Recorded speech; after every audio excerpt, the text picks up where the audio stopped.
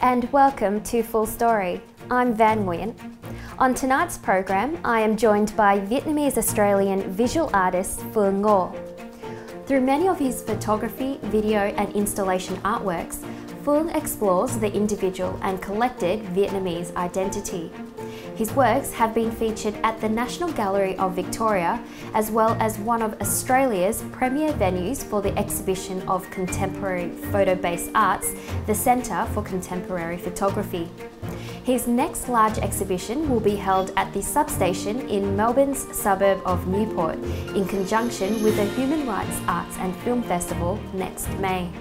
The exhibition, which has been in development for the last 18 months, re-examines the Vietnam War through vernacular photography and covers concepts including colonialism, feminism, environmentalism, and cinema. Phuong Ngo, welcome to Full Story. It's a pleasure to have you on. Yeah, thank you for having me. Phuong, I'd like to begin by asking you to tell me about why your parents fled South Vietnam in the mid-1970s.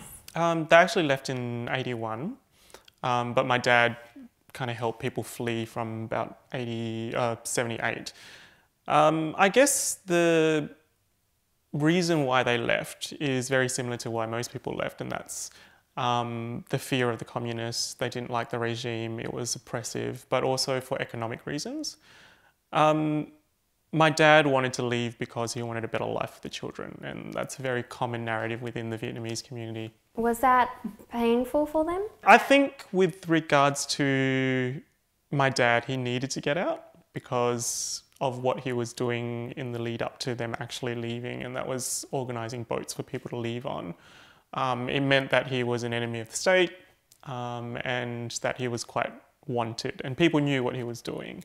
With regards to my mum, she was the only one who left in her family, and they didn't leave because, and I actually went back to Vietnam and asked them about why they didn't get on a boat, and their primarily concern is that they did not want to leave the country because they did not know if they could come back to it. And obviously with hindsight, they would have left. But it's that question of whether or not you cut your ties with your country with the potential of never being able to see it again. And my mum was the youngest of 13, and her siblings are considerably older, so they have an attachment with this land. Yeah. Let's talk about your childhood. You grew up in Australia. As a child of refugee migrants, did you find it hard to identify yourself as a dual identity? I was born and grew up in Adelaide, and I guess it's really interesting when you consider kind of different periods of your life in regards to personal identity, and identity isn't something that is fixed. It's always transient and it flows from one side to the other, and it changes based on personal experiences and what you learn. With regard to myself, I grew up knowing I was Vietnamese, and being quite proud of the fact that I was Vietnamese as a child. Somewhere in adolescence, and I think it's quite a common thing where you want to fit in and then you start rejecting your Vietnameseness, I guess, or your heritage. And I went through that phase. I skipped Vietnamese school. I didn't want to speak the language. I denied the fact that I was Vietnamese. I always said I was Australian first. And then I guess at some point you realise that you don't quite fit in. And that for me situated kind of early 20s, where the constant question of where do you come from is an implication that you do not belong. And it's through just simple experiences of people just expecting you to not sound the way that you sound, or to look or act a particular way. It happens very commonly at work, where if I answer a phone, you get asked, well, what's your name? And the immediate response is, oh, hi, Paul, not Phuong. And on one occasion where someone did actually recognize it as a Vietnamese name, they said, oh, but that's a Vietnamese name. I'm like, that's because I'm Vietnamese. And then the next question was, but you don't sound it. So these experiences form and inform my personal identity and how I kind of come to see myself. And it fluctuates, it changes depending on where I am, who I'm with, what I'm doing, what I'm working on at any given point in time. So I guess the question of identity and growing up, I can't give you a fixed answer because it isn't fixed. You mentioned before that when you were younger and you were trying to fit in, you rejected learning the Vietnamese language. Is that something that you have kind of regretted? To some extent. I mean, my listening skills are okay. Spoken is okay. Written and reading is completely non-existent almost. I do have regrets of not maintaining that, but I think it once again, going back to that idea of identity, it does form part of my identity where, you know, going out and having to apologize because you don't know how to read something or write something, or having to ask someone to translate something for you. It forms a part of that identity and that cuspiness of Australian, Vietnamese, Vietnamese, Australian. Why do you have such a keen interest in Vietnam's history, politics and culture? I guess in a broad sense, it's that old adage that history has a habit of repeating itself. And it is constantly repeating itself, whether it's through war, conflict, colonialism, not colonialism in the space that we understand it, but economic colonialism, neo-colonialism. Understanding what has happened before you is often key to understanding who you are, or trying to understand who you are, or collectively who we are. I think it's important to reflect on that history, and that history is part of who I am, which is why I use that history. I mean, if I was German, I'd be looking at German history. If I was, Indian, I'd be looking at Indian history. English, I'd be looking at English history in trying to unpack what is happening now. So it's quite pertinent that we come from kind of refugee stock, or the majority of us come from refugee stock, and now there's this huge issue that's been going on for 20, 30 years in Australia. We have an obligation to comment on that because we have that history to do it. And that's why it's kind of important for me to reflect on that. Do you feel that the Vietnamese values and traditions from your parents have influenced or played a factor in the way that you've grown up? I guess yes and no. I mean, I value family, and family is kind of paramount to everything I do. In regards to individualism, it's probably slightly different. I believe that people need to make their own choices, and sometimes I see, when parents dictate what a child should do or what an adult should do sometimes, which is kind of some things that we still experience at home, I guess. You pick and choose, I guess. And for me, I enjoy the individualism without having to compromise on that collective nature of ideas around family. You once said in an interview with SBS Vietnamese radio program called Little Voices that you thought Australia wasn't multicultural, rather it was multi-ethnic. Do you still maintain that thought? I still maintain that, and that's really just, I've come to acknowledge that it's really playing semantics to kind of prod the bear. I don't think we're multicultural. I think a lot of policies that were implemented when Vietnamese migrants first arrived in Australia were intended to be multicultural, but until, I guess, mainstream Australia is ready to fully embrace a culture, that we are quite segmented in the way, and we're seeing it with kind of the Muslim Islamic communities and what's happening now, that we aren't really a multicultural country because we wouldn't have these so-called issues if we were. So yeah, I do maintain that we are multi-ethnic and we are multicultural. Do you think that will ever change? I don't think it will. I think we just have to accept it and work within its parameters, because inherently people notice difference. And unless you're completely headless, and still alive somehow, I don't think that it will be an issue that will kind of resolve itself and be fully multicultural. I think we need to get beyond this idea of multiculturalism and using it as kind of an argument to justify, well, that's not how I feel because we're multicultural. That's just kind of a cheap, easy answer. I think it's kind of, okay, I acknowledge that there are kind of issues within ethnicity within Australia.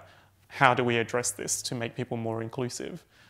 And I think until we acknowledge it, that it won't happen, because so many times I have arguments with people and it's, well, particularly about my work, where I was challenged once about why should someone care about my work because we are multicultural, and I'm like, that's exactly the point. Just the idea of multiculturalism is, I think, a problem in itself, because a lot of the time it's just used as an excuse to not engage, or just engage on the surface level. It's like the full comment that I had was, why should I care? We're multicultural. I eat Vietnamese food. And I'm like, if the beginning and end of your engagement with a culture is the food, then that is the absolute reason why I need to make the work that I make, because that is what the problem is. Let's talk about your work. Why did you want to become a visual artist? I've always been interested in the arts, but not necessarily. I didn't actually start off being an artist. I did 4 years of political science, and then half of a master's degree in politics before I decided to drop out and go to RMIT. For me, it's kind of that ability to express ideas and concepts through a visual means, an aesthetic means, that would probably be more engaging than writing a thesis and expecting someone to read it, or writing a really dry book. I didn't start off looking at my Vietnameseness, I started looking at politics, but then when you look at politics, you have to start digging down. And first and foremost, one of the first things that I learned at art school is art is predominantly about the person who makes it. So it was about how to leverage my personal experiences and the experiences around me to comment on politics, and to make work that was profound, I guess, in a way, and poetic in the way that it commented on politics, and to do it subtly and not didactically. As you just said, your work revolves around you and those surrounding you. Your family also features in some of your works. Was this career path of yours something that your parents and family supported from day one? Not necessarily.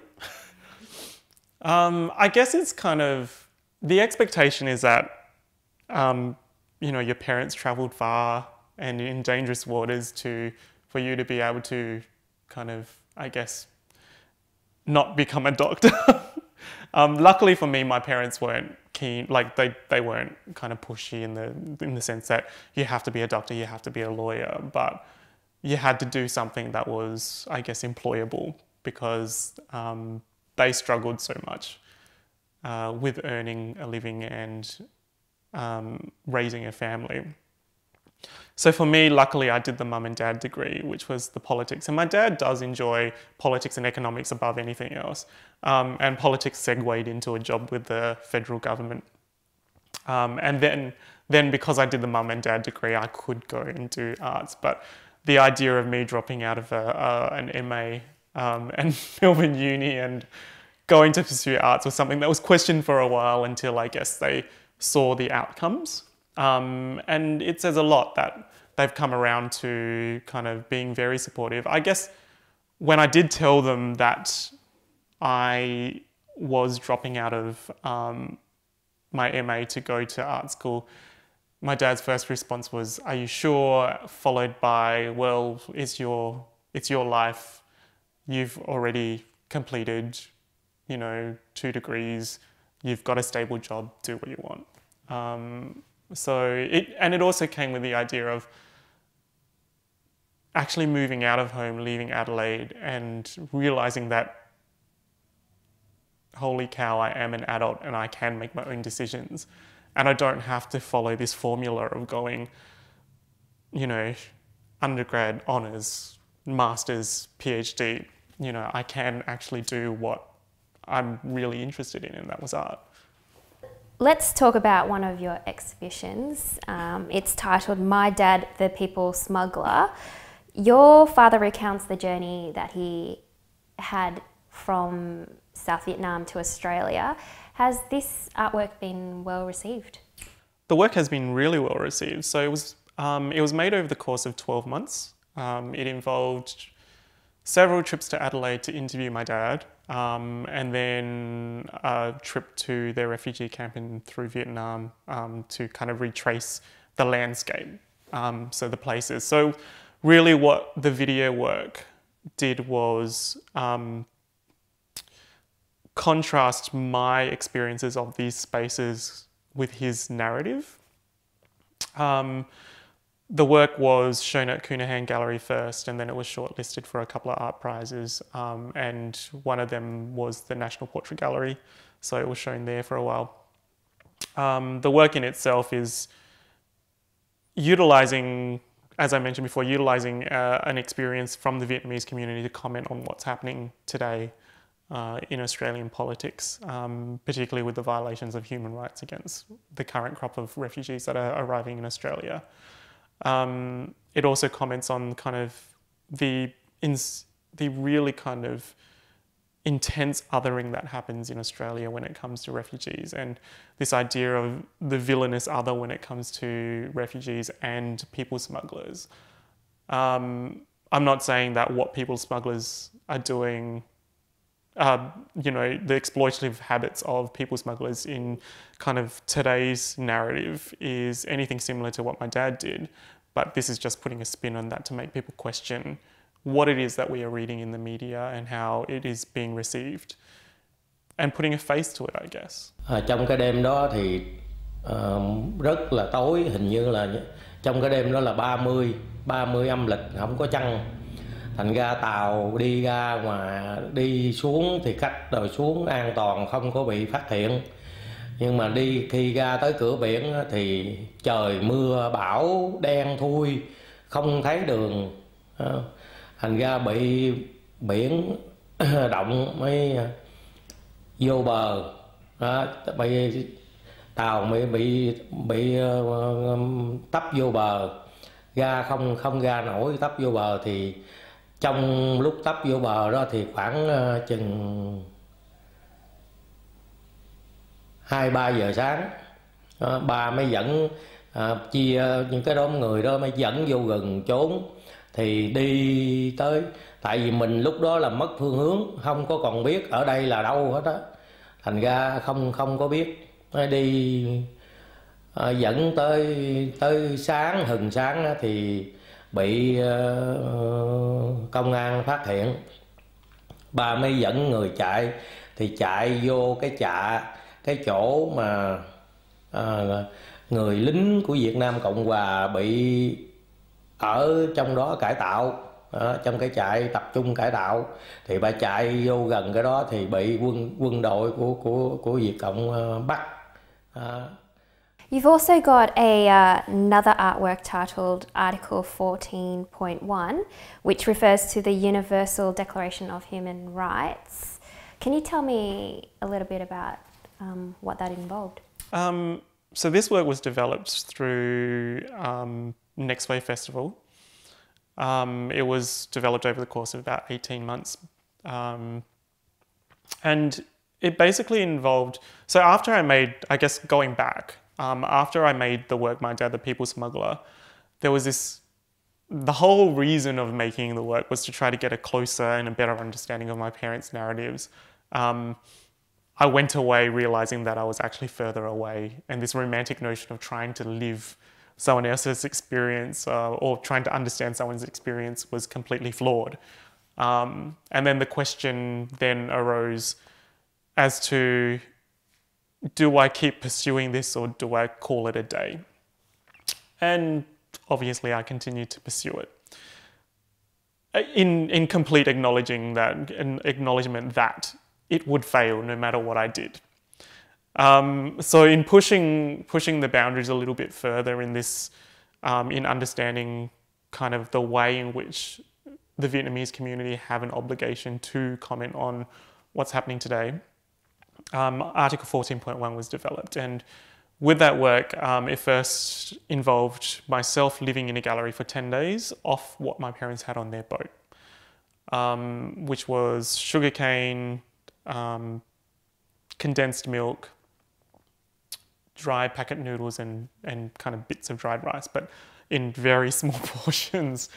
During the time that I was occupying the space, I did nothing but fold paper boats out of Helmany.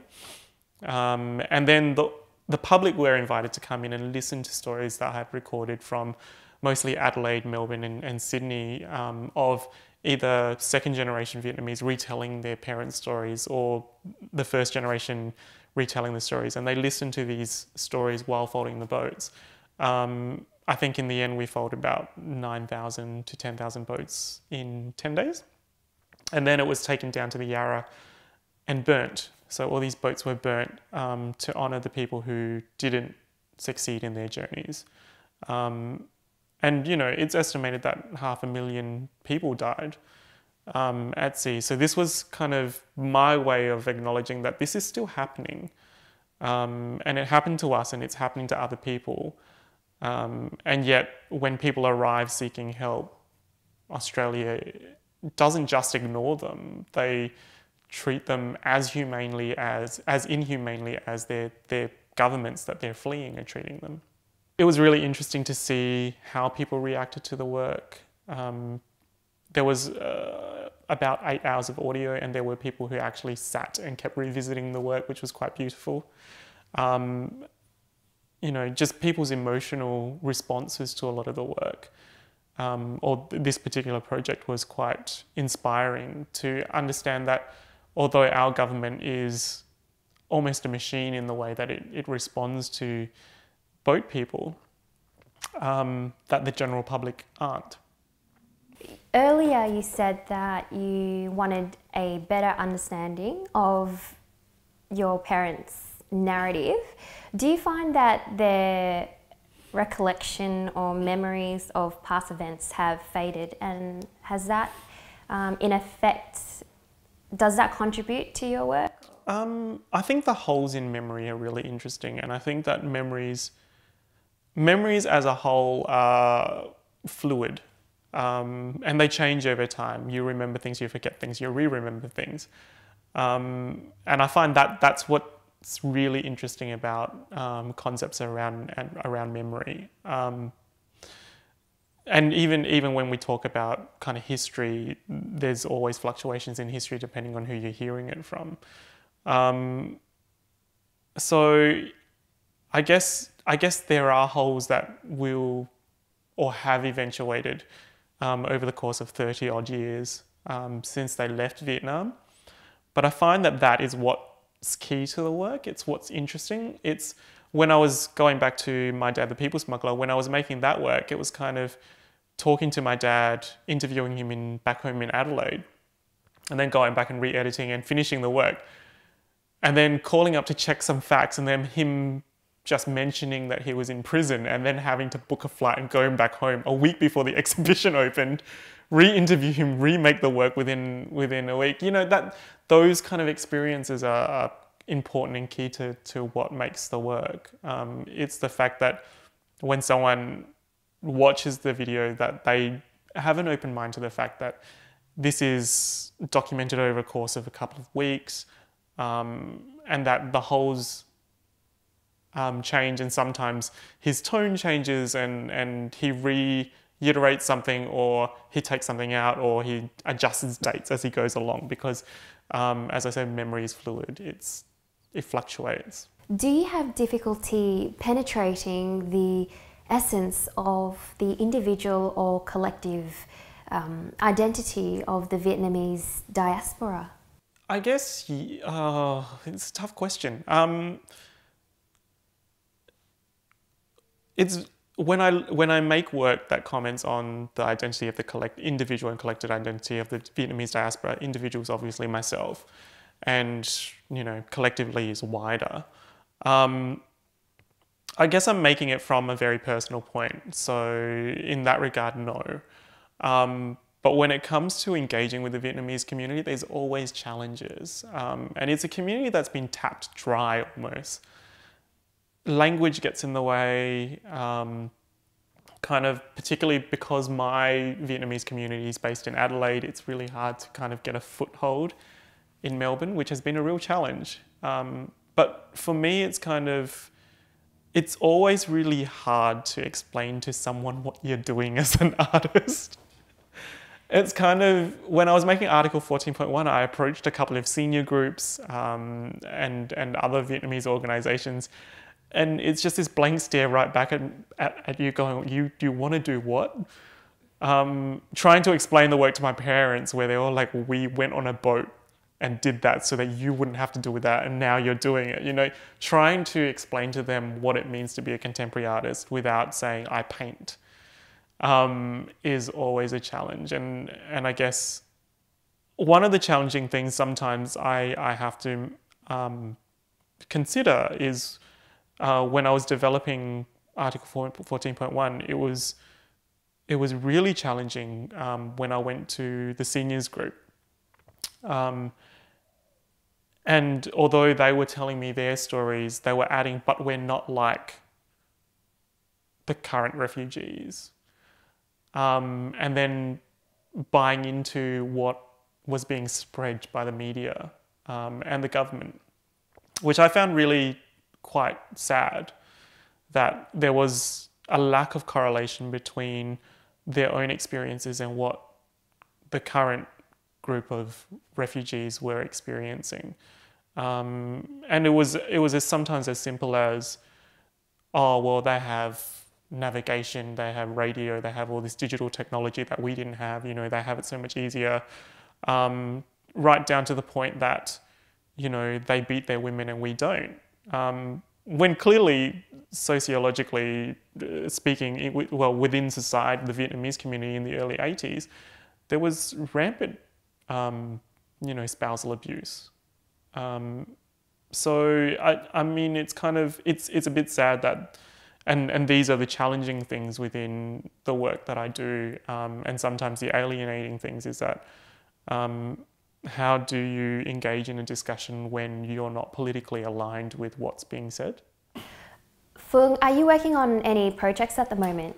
I'm actually working on several projects, but there's one particular project that I've been working on since 2010, and that's the Vietnam Archive Project.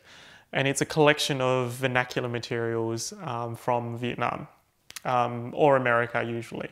It contains probably in excess of 10,000 slides and photos, and an additional 10,000 photos, film things from French Indochina, when Vietnam was occupied by the French. It's an obsessive process of collecting material that defines the history of Vietnam and the history that makes up who I am. And although, I wasn't born at 1901, I find that it's the legacy that has impacted on. So if the French wasn't there, there wouldn't be a partition. If there wasn't a partition, there wouldn't be this. And then if it wasn't with the rise of communism, Australia, and then, so it's kind of this snowball effect. So I'm really interested in collecting this history.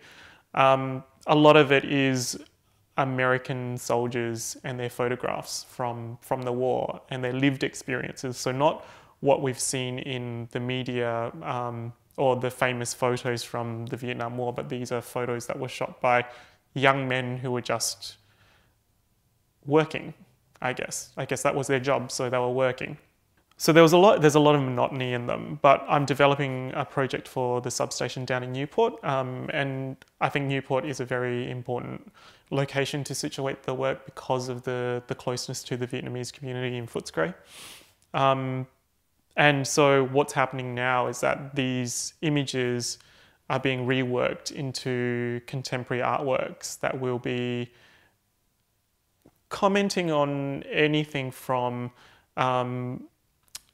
economic issues, military issues, colonialism, environmental issues, and I think most importantly the role of women in war and the white male gaze on Asian women.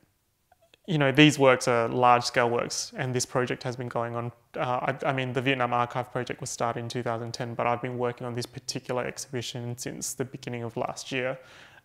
It goes up in May. So, you know, I would welcome the Vietnamese community to it. Phuong Ngo, it's been a great pleasure to have you on. Thank you.